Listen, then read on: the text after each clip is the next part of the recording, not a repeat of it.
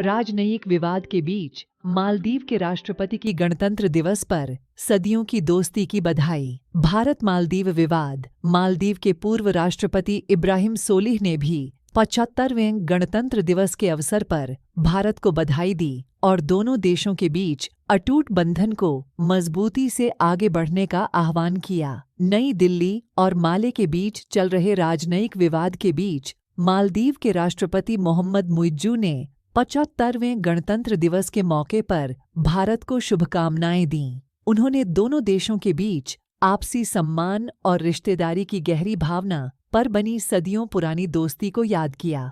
राष्ट्रपति मोहम्मद मुइज्जू ने भारत के 75वें गणतंत्र दिवस के अवसर पर भारत के राष्ट्रपति और प्रधानमंत्री को बधाई और शुभकामनाएं भेजीं। राष्ट्रपति द्रौपदी मुर्मू और प्रधानमंत्री नरेंद्र मोदी को अलग अलग संदेशों में राष्ट्रपति मुइज्जू ने शुभकामनाएं दीं और हार्दिक शुभकामनाएं दीं। भारत के 75वें गणतंत्र दिवस के उपलक्ष्य में मालदीव के राष्ट्रपति कार्यालय ने एक बयान में कहा, राष्ट्रपति मुइज्जू ने आने वाले वर्षों में भारत सरकार और लोगों के लिए निरंतर शांति, प्रगति और समृद्धि की आशा भी व्यक्त की।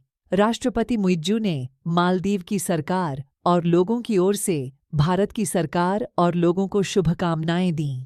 उन्होंने सदियों की दोस्ती, आपसी सम्मान और रिश्तेदारी की गहरी भावना से पोषित मालदीव भारत बंधन को रेखांकित किया। राष्ट्रपति ने व्यक्त किया, आने वाले वर्षों में भारत सरकार और लोगों के लिए शांति, प्रगति और समृद्धि जारी रहने की आशा है। मालदीव के पूर्व राष्ट्रपति इब्राहिम सोलिह ने भी 75वें गणतंत्र दिवस के अवसर पर भारत को बधाई दी और दोनों देशों के बीच अटूट बंधन को मजबूती से आगे बढ़ने का आह्वान किया। विशेष रूप से श्री सोलिह कुछ कनिष्ठ मंत्रियों द्वारा की गई अपमानजनक टिप्पणियों की निंदा करने वाले प्रमुख मालदीव नेताओं में से एक थे, जिसके कारण दोनों देशों के बीच राजनयिक गतिरोध पैदा हो गया था।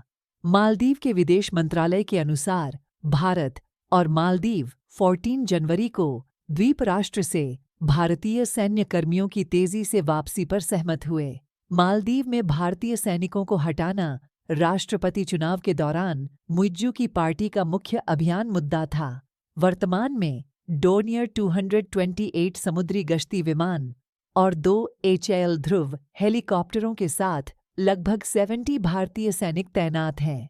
पद संभालने के दूसरे दिन मुइज्जू ने आधिकारिक तौर पर भारत सरकार से मालदीव से अपने सैन्य कर्मियों को वापस लेने का अनुरोध किया। भारतीय सैन्य कर्मियों की वापसी के आह्वान के अलावा मालदीव के एक उप मंत्री के साथ साथ अन्य कैबिनेट सदस्यों और सरकारी अधिकारियों द्वारा प्रधानमंत्री नरेंद्र मोदी की हालिया लक्षद्वीप यात्रा और भारत के विकास के आह्वान का अपमानजनक और अरुचिकर संदर्भ देने के बाद एक बड़ा विवाद खड़ा हो गया। समुद्र तट पर्यटन के लिए एक वैश्विक विश्राम स्थल के रूप में द्वीप समूह। हालांकि मालदीव सरकार ने इस टिप्पणी से खुद को अलग कर लिया है।